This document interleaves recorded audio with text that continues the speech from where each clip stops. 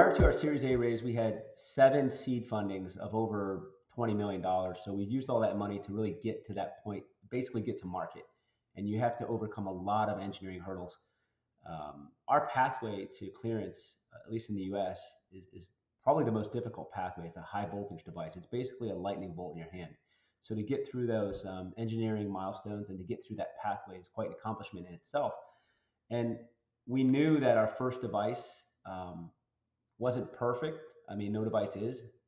So we only made a limited edition. We made about 50 after we got clearance in 2021, and we sold out. We sold out within a year, which was crazy because we didn't really expect that. And when we got to market, when you get to market, you learn a bunch.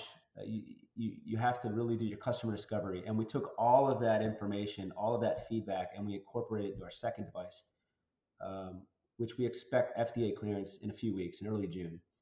So the key on this Series A raise is it's perfect timing because now we can use this money to really start.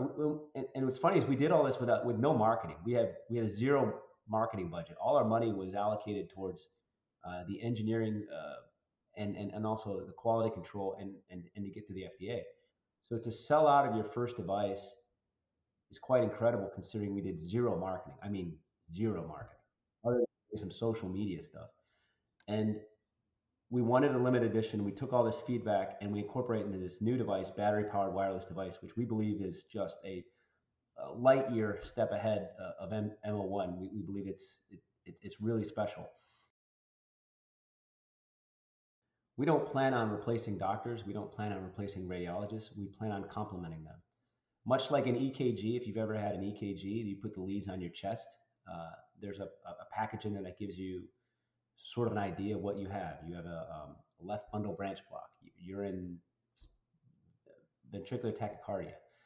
You're in AFib.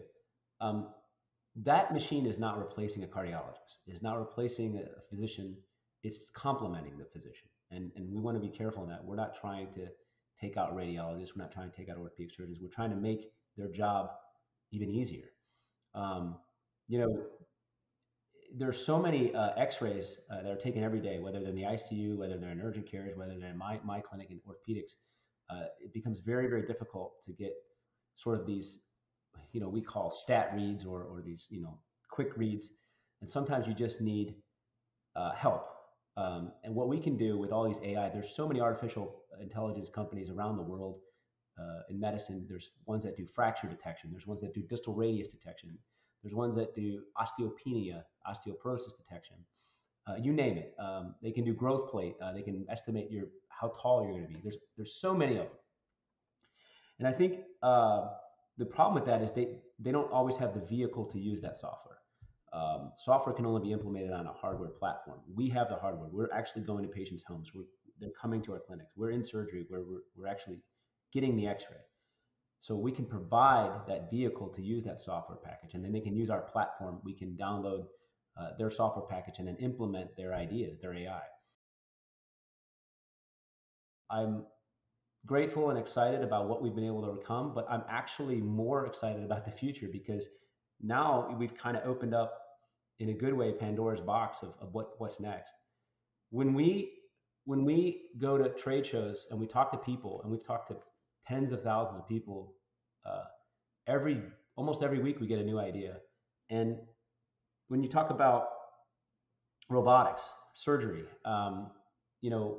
we're going to be able to embed these detectors in the operating table. We're going to be able to mount these emitters into the ceiling, and we're going to be able to robotically track them so that they can get the X-ray without any need for human involvement. And it's going to be smarter every second of every day.